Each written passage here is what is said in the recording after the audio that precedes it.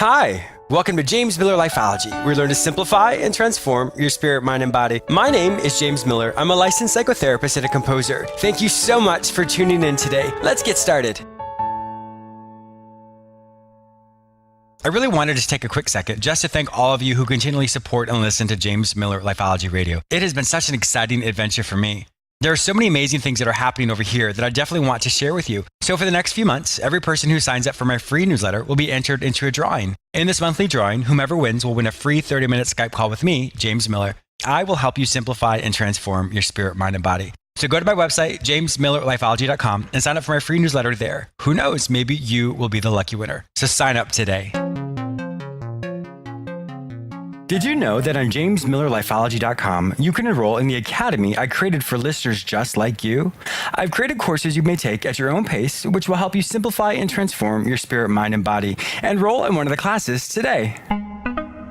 I have a great show for you today. I'm going to help you analyze your worst case scenario. I'll also be interviewing Andy Molinsky, who reviews his latest book, Reach, which gives you practical tools and techniques to help you step outside of your comfort zone to help you reach your ultimate success. For more information about Andy, please visit andymolinsky.com. You may purchase his book, Reach, on Amazon or jamesmillerlifeology.com.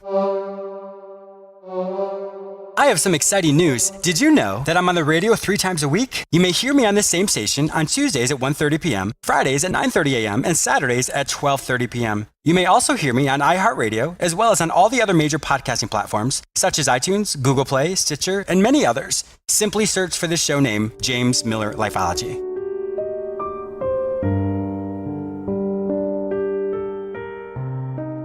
You all know me as a psychotherapist, but some of you may not yet know me as a composer. I currently have 2 albums which have been released. Think of both albums like books. Each original composition is written like a chapter in a book. The first album, Consolation, explores a character's grief and loss. And just like in any book, the story explores a character's heartache and eventually he finds healing and hope. The second album, Restoration, explores a character's personal development. He has an awakening, and in that awakening, he recognizes all the things in his life which aren't healthy, and it helps him come to a place of restoration, being restored to something greater than before. You may purchase both albums on iTunes or any other digital music store. The names of the albums are Consolation and Restoration, and my stage name is James S. Miller. The name of the piece you are currently hearing is from the first album, Consolation, entitled Temptation.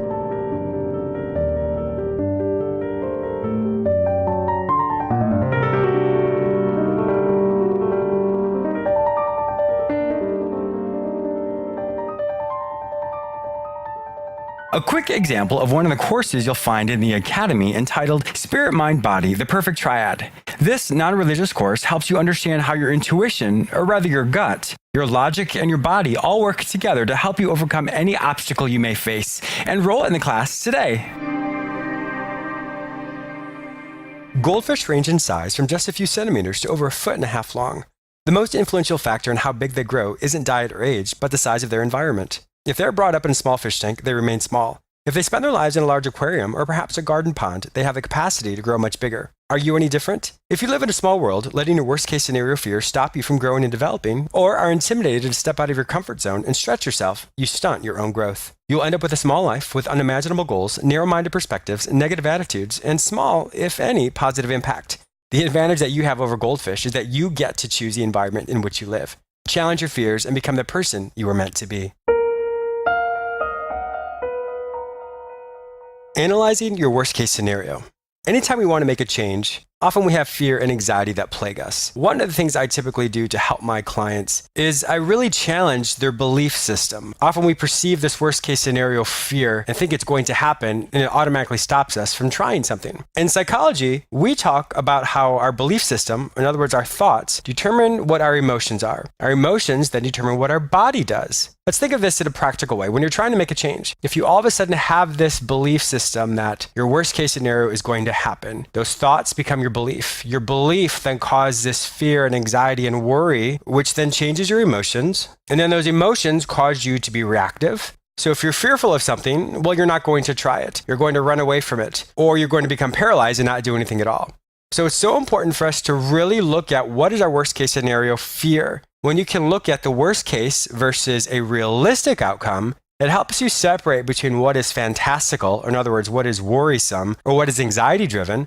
It helps you look at what the real outcome probably would be like. Another thing to ask yourself is, has this worst case scenario ever happened before? Or have any of my worst case scenario fears ever happened before? More than likely, they have not. So if we can use that past data to forecast our future, it's probably going to be the realistic outcome instead of your worst case scenario fear. The reason why I have this small little lesson is I want it to really supplement my guest, Andy Molinsky, and his discussion about reaching outside of your comfort zone. But it's important, as he and I discussed this, for you to think about your worst case scenario fears and how maybe historically they've stopped you from getting outside of your comfort zone. Today, really think about that and ask yourself, what's the likelihood that this worst case scenario fear is going to come to pass? And the more often you can challenge that thought, the more likely you'll step outside of your comfort zone and reach your highest potential.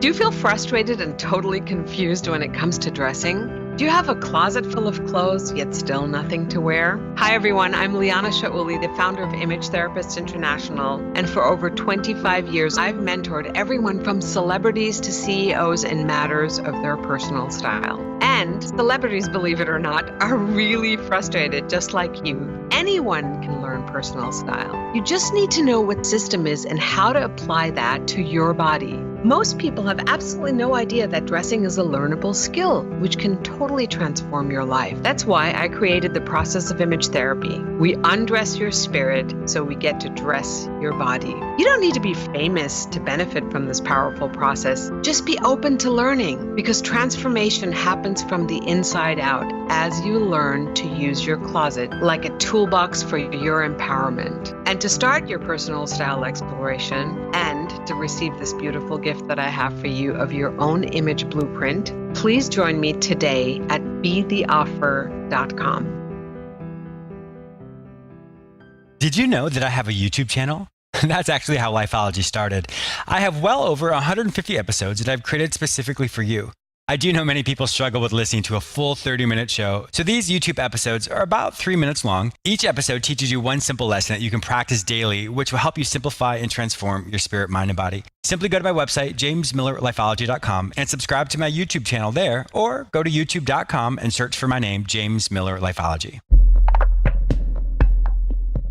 Andy Molinsky is a professor of business and psychology at Brandeis University's International Business School and an award-winning author of 2 books, Global Dexterity and his new book, Reach, with Penguin Random House, about stepping outside your comfort zone, why it's so hard, how we avoid doing it, and how we can be more successful. Welcome to my show, Andy. It's such a pleasure. Thanks for having me. Yes, it's always good to talk shop with another person in psychology. So definitely going to get into the heart and meat of your book, Reach, and really help people make some of these changes in their life. Sounds great. Let's do it. Wonderful. How did you actually get into the concept of writing, or what drew you to writing itself? Writing itself, gosh, it's, it's funny. I was trained originally as an academic. I still am an academic. So I'm a professor at a business school and in a psychology department at Brandeis University. But so I had done a lot of academic writing, for academic journals and so on. But, after a while, I realized I still do that. But I realized that it wasn't so inspiring to only have, 43 other academics around the world read what's done. Sure. So, I understand that. So I always wanted to make a bigger difference. And so I started writing. I wrote my first book, Global Dexterity, which is about acting outside your cultural comfort zone. I started writing for Harvard Business Review and Inc. magazine and Psychology Today and so on. And I discovered that I actually really like writing for a general audience. And so that's kind of carried forward, and I wrote my my most recent book, Reach. It just came out earlier this year, and yeah, I love writing for a general audience. That is awesome. Do you typically find, like with your first book, Global Dexterity, did you find that you were going through those own things in life, and so you thought, this, as I'm learning this myself, I definitely think this is a wonderful subject for the world themselves?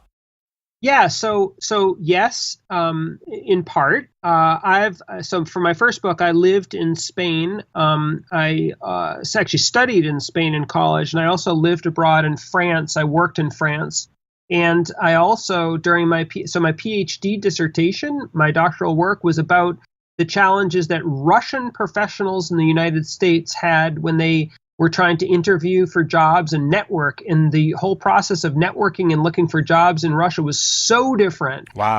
They had to learn to make small talk, to look an employer in the eyes, to toot their own horn, to all these sort of like these behaviors that are just sort of common sense to Americans Mm-hmm. so uncomfortably culturally. And so that inspired me to look at the idea that being effective across cultures isn't just understanding cultural differences. That's part of it.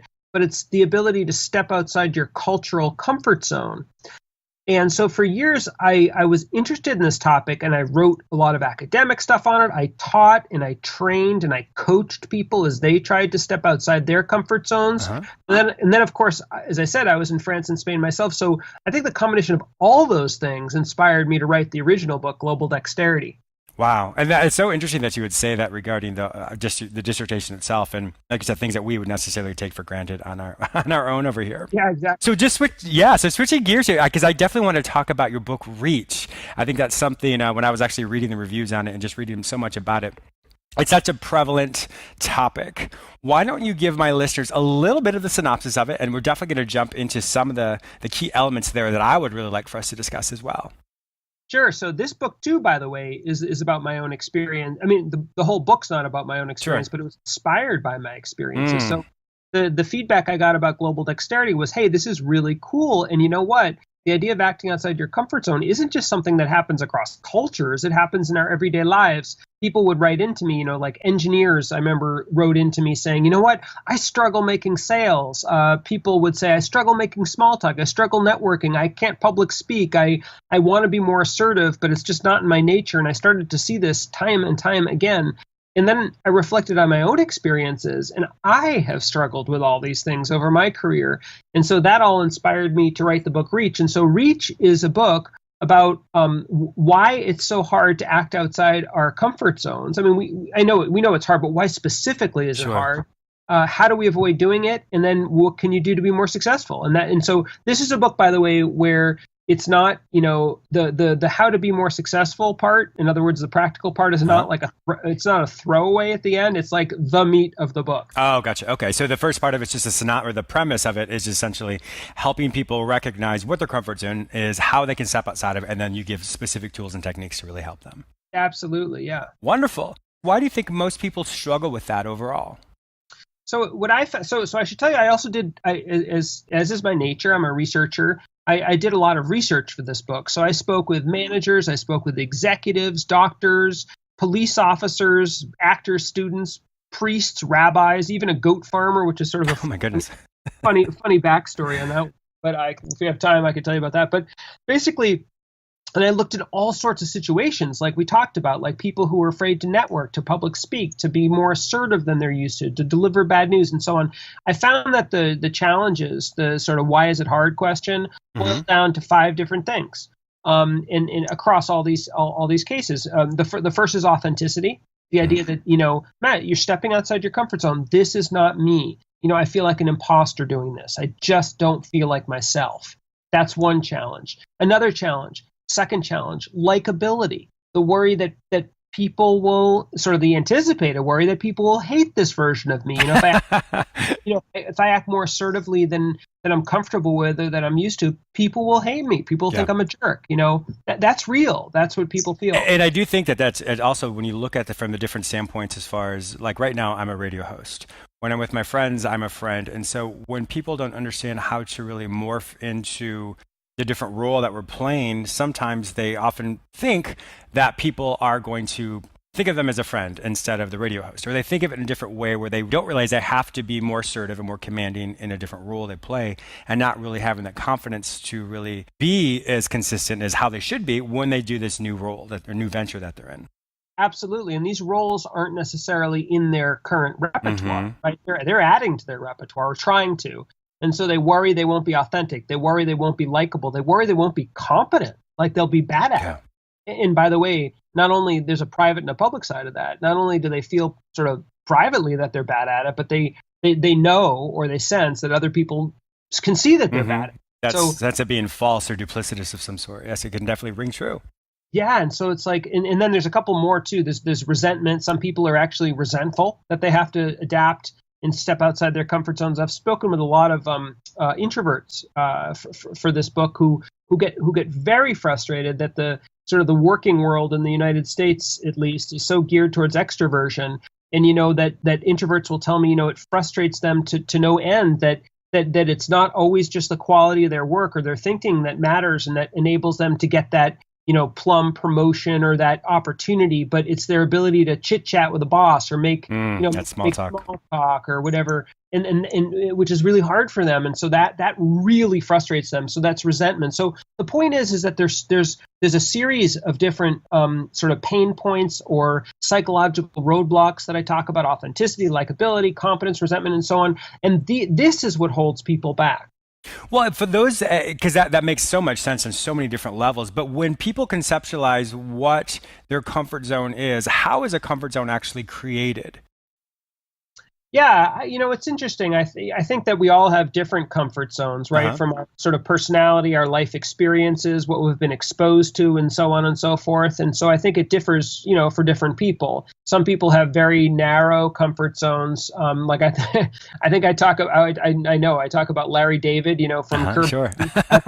Yeah, you did. In the book, and he actually had a great interview on NPR where he was talking about the challenges that he faced in doing scripted drama. He was on Broadway versus sort of like his more unscripted style on Curb Your Enthusiasm. And he said something like, my comfort zone is minuscule. It's like, and so other people have broader comfort zones and so on and so forth. And it depends on parts of your life too, maybe at work, maybe at home, it differs and so on. And so the point is though, is that to grow or to, learn or to achieve certain things that you're aiming to achieve in life or at work, oftentimes you do need to step outside your comfort zone.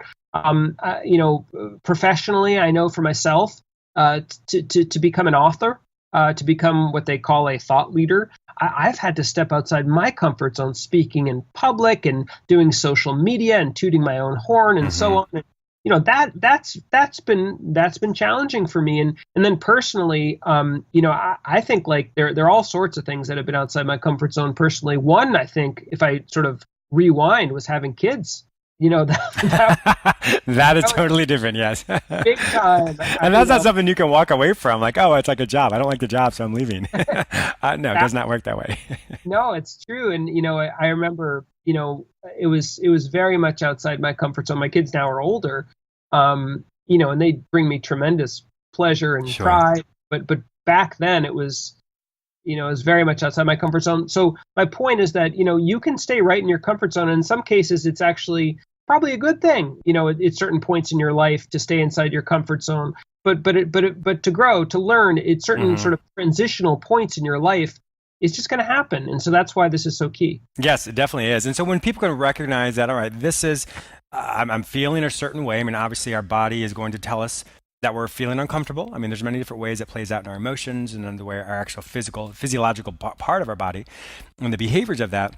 When people can identify, all right, I'm really struggling with this. We know the reasons now, as far as what you said earlier with those 5 points of avoidance.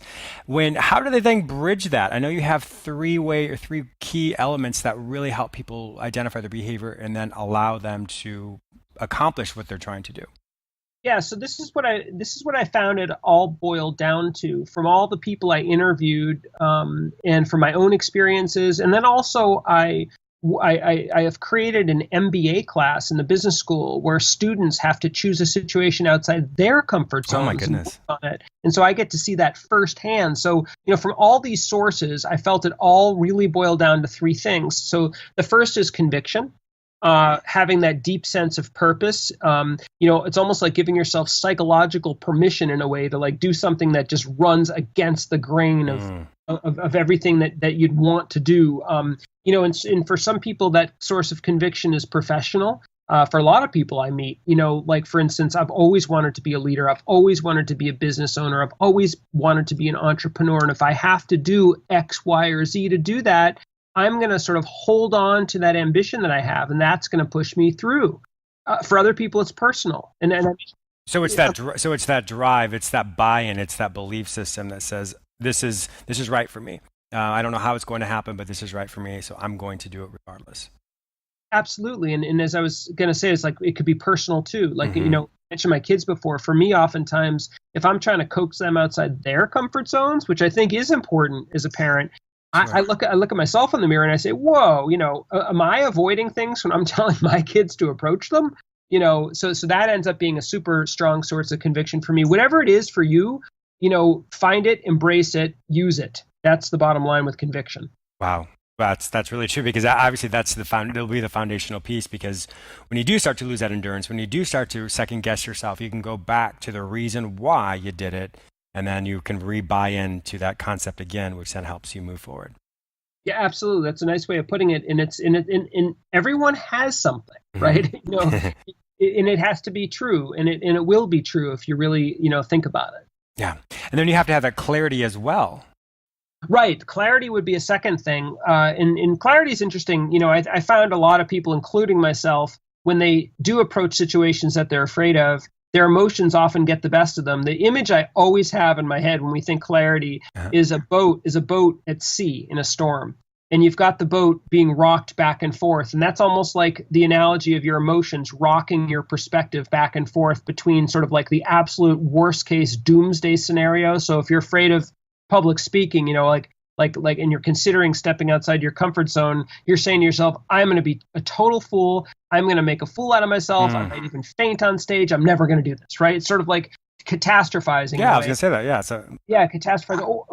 But and some people also go to the opposite extreme, which is equally unhelpful, where they say, you know what, the only way I'm willing to do this is if I'm immediately the best TED talker you've ever heard. Oh, gosh, yeah. So clarity, I found that people who are most successful were able to sort of have that anchor in the ocean, find that sort of psychological middle ground where they can recognize, in this example, for example, that, you know what, I probably won't be the best TED talker, and I probably also won't faint. But there's something there in the middle.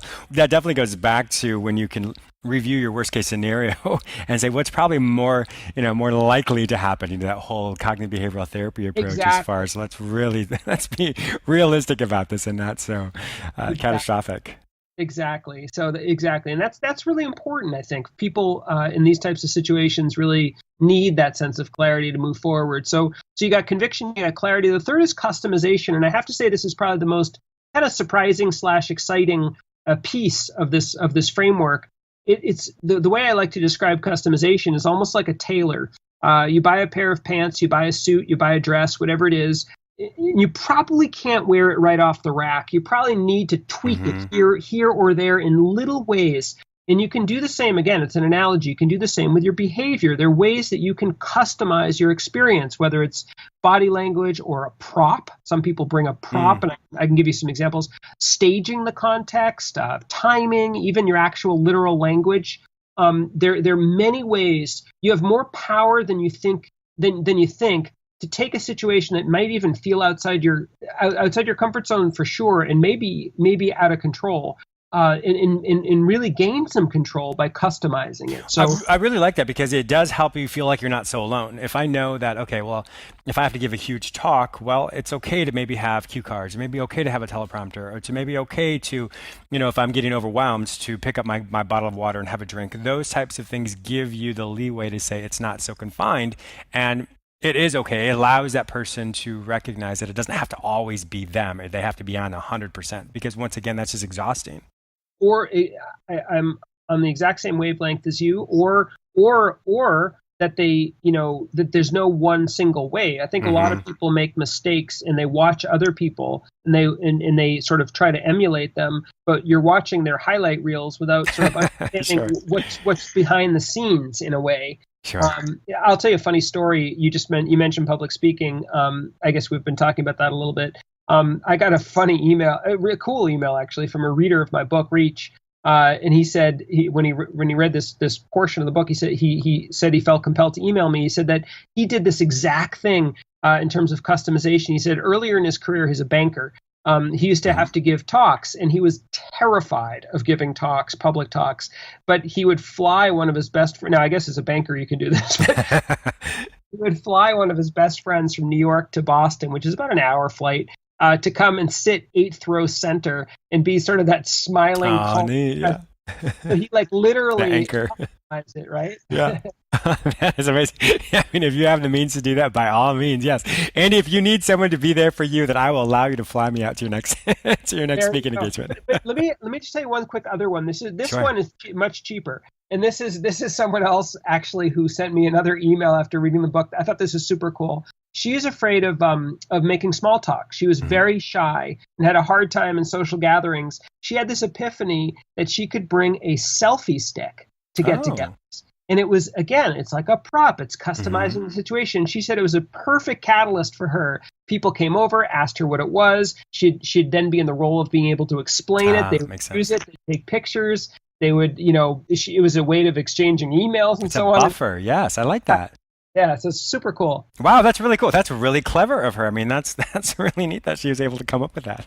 Yeah. So, but I guess the point here is that you can customize your situation, and so I talk a lot about that in the book.